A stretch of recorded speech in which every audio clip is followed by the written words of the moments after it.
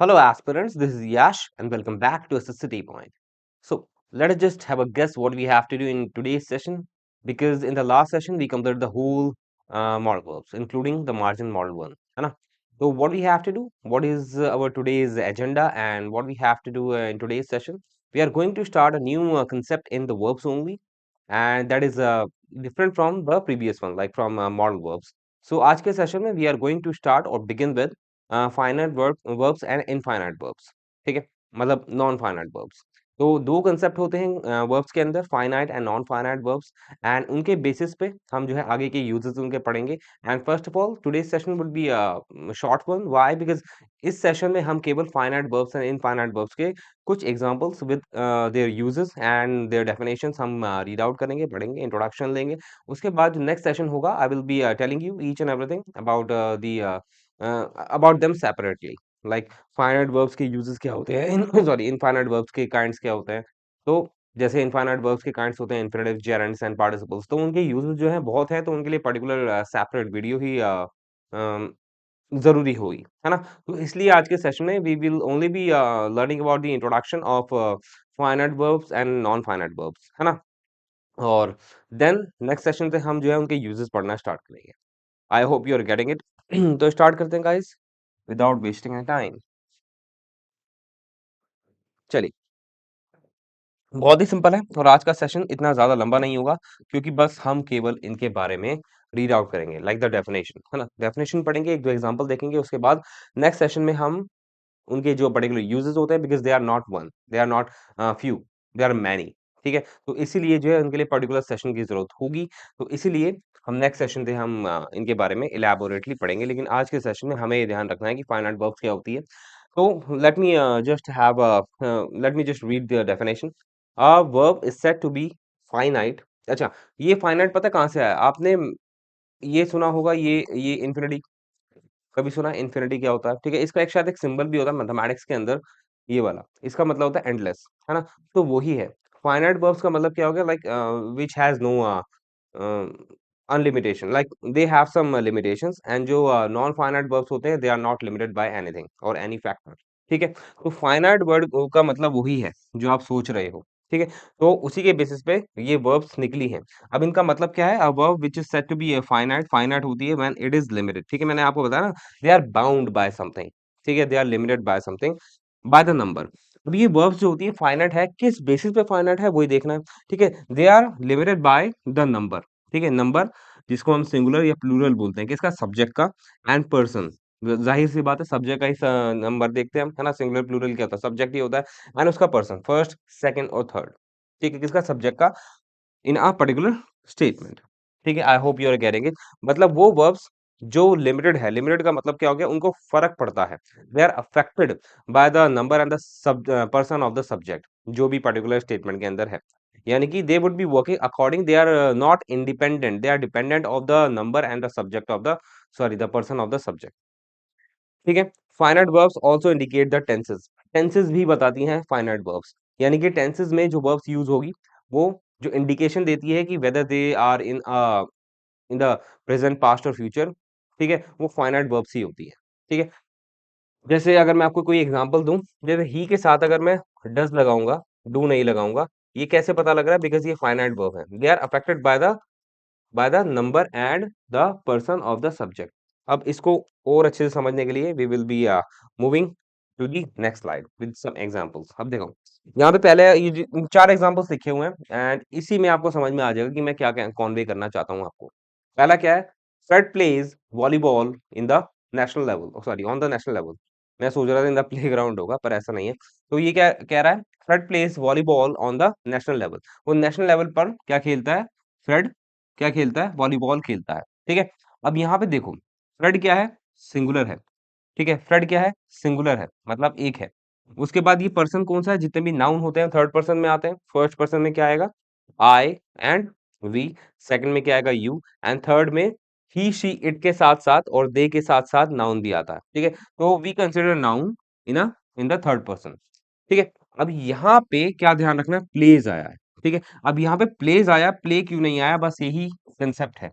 Because यहाँ पे place आना है, व्हाई? बिकॉज़ जब भी कोई सिंगुलर नाउन होता है या सिंगुलर प्रोनाउन होता है, उसके साथ हम वर्ब के साथ क्या-क्या लगा देते हैं? एस, आई, ई, एस या ई, एस लगा देते हैं। है ना? आपको ये बात पता है?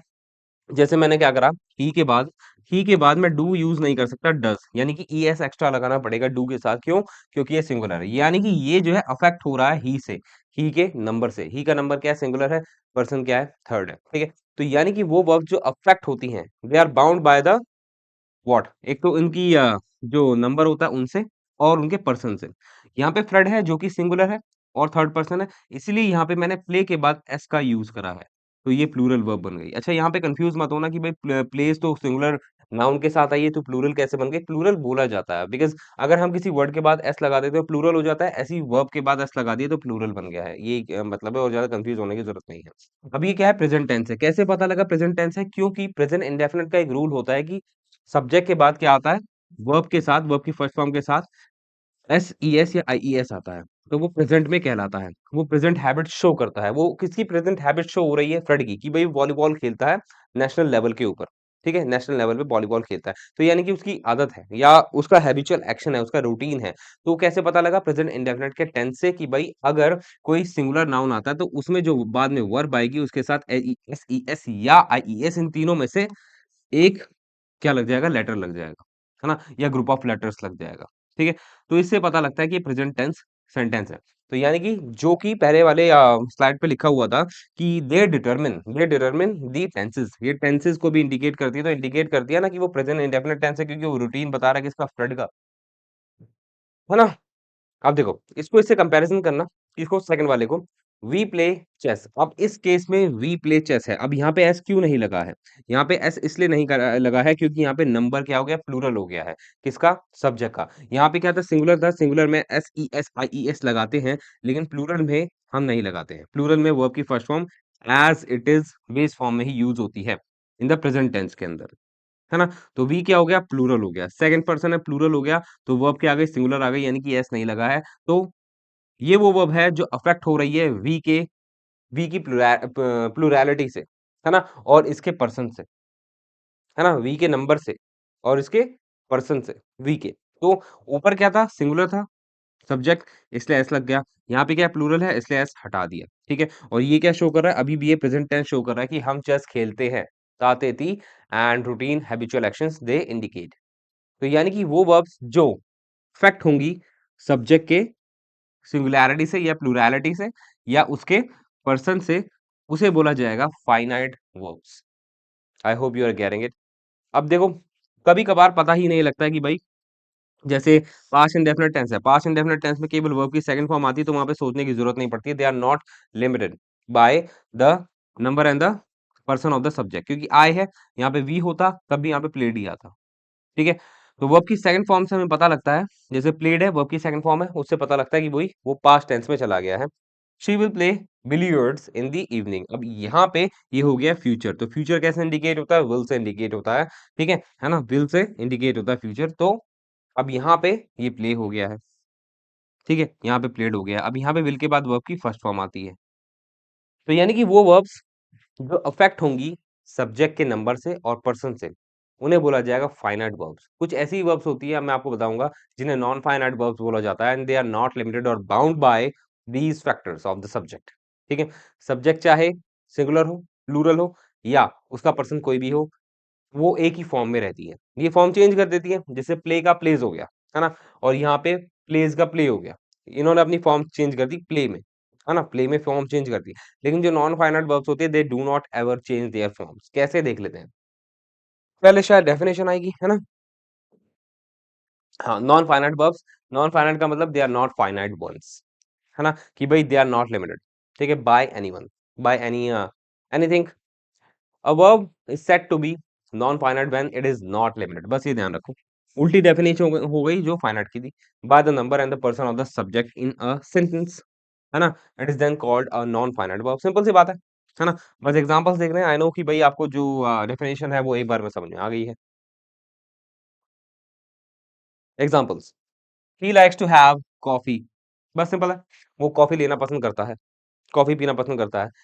देखो दोनों को देख लो एक बार, दोनों सेंटेंसेस को देख लो। They like to have coffee. अब पता है आपको इस वर्ब पे फोकस नहीं करना है, आपको इस वर्ब पे फोकस नहीं करना है, आपको इस वर्ब पे फोकस करना है, टू हैव। ठीक है? यहाँ पे हैव ये भी वर्ब है और ये भी वर्ब है। ठीक है? तो ये हो गई ये वाली और ये वाली।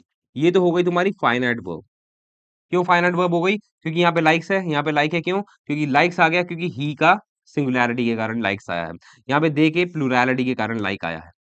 दे are affected, likes and like are affected by the subjects. लेकिन जो हैव है ना, ऊपर देख लो सब्जेक्ट जब सिंगुलर था, एक सेकंड, अंडू हो सकता है क्या ये? हाँ, एक सेकंड, क्या कह रहा था मैं? जो सब्जेक्ट सिंगुलर था, इस वाले सेंटेंस के अंदर सब्जेक्ट क्या है? सिंगुलर है। इस वाले सब्जेक्ट के अंदर सब्जेक्ट ही है जो कि सिंगुलर है, तब भी हैव ही आया है। इस वाले सब्जेक्ट के अंदर दे जो कि है वो प्लूरल है, यहाँ तब भी हैव ही आया है। यानी कि हैव जो है यहाँ पे फाइनाइट वर्ब नहीं है, यहाँ पे नॉन फाइनाइट वर्ब है। यानी कि there are some verbs, these are called finite verbs in grammar, which are not affected, totally affected or limited by or bound by the what number and person of the particular subject in a particular statement. I hope आपको समझ में आ गया होगा, बहुत ही simple सी बात है। And अब ये छोटा सा सेशन लेने का रीज़न इसलिए था क्योंकि काइंड्स हमें फाइनाइट वर्ब्स में उतना ही पढ़ना था। फाइनाइट वर्ब्स में उतना ही पढ़ना था। फाइनाइट वर्ब्स को और इलैबोरेट किया जाता है टेंसेस के अंदर, क्योंकि टेंसेस में उसकी फॉर्म चेंज होती है और फाइनाइट वर्ब्स वही होती है जिनकी फॉर्म चेंज होती है। तो we will be seeing that thing in tenses sessions only. And अब हम देखेंगे अब हम देखेंगे kinds of non finite verbs. Non finite verbs को इलैबोरेटिव मैनर में आगे पढ़ना है, क्योंकि इसके काइंड्स हैं और काइंड्स के लिए अलग-अलग मैं सेशन बनाऊँगा। इन्फिनिटिव्स का अलग, जेरेंड्स का अलग, पार्टिसिपल्स का अलग। बहुत लंबे-लंबे सेशंस बनाऊँगा, व्हाई? बिकॉज़ ज़रूरी है, क्योंकि इनके यूजेस बहुत है और on the basis of their uses questions are asked in the examination. ठीक है? और बहुत बच्चों को समझ नहीं आता है अगर वो they try to learn these things in grammar alone, ठीक है? तो उनको समझ नहीं आता and they skip it. So उनको बाद में फिर रियलाइज़ होता है कि उनको समझ लेना चाहिए था और एग्ज़ाम में इनमें से क्वेश्चन्स आ जाते हैं। ठीक है? और क्वेश्चन जब आते हैं इनमें से मोस्ट ऑफ द केसेस में जब एग्ज़ामिनर को क्वेश्चन पेपर टफ बनाना होता है। ठीक है? तो बिकॉज़ इनके क्वेश्चन्स ऐसे ही होते हैं। ठीक है? कभी-कभार समझ में आते हैं, कभी-कभार नहीं आते हैं। तो हो सकता है थोड़ा कॉम्प्लिकेटेड हो जाए in the beginning, but they are very important to learn. ठीक है? तो इन्फिनिटिव्स, जेरेंड्स एंड पार्टिसिपल्स ये क्या होते हैं? 3 फॉर्म होते हैं किसके? नॉन फाइनाइट वर्ब्स के। और नॉन फाइनाइट वर्ब्स कौन-सी होती है? Which are not affected by और limited by subject, they are independent of subject. तो इन तीनों को हम क्या करेंगे? पढ़ेंगे। ठीक है? जो नेक्स्ट सेशंस रहेंगे वो तीनों के लिए पर्टिकुलर बनाऊँगा, इन्फिनिटिव्स के अलग, इसके यूजेस के अलग, जेरेंड्स के अलग और पार्टिसिपल्स और उसके यूजेस के अलग। ठीक है? यानी कि 3 सेशंस रहेंगे तीनों के लिए। Because they are very important to learn. चलिए, आई थिंक क्या कंप्लीट हो गया आज का session. And thank you for taking today's session, very short session. And short इसलिए था बिकॉज़ मैंने आपको बहुत बार बता दिया है। I think that I don't need to tell now anything, है ना? आज के लिए इतना ही।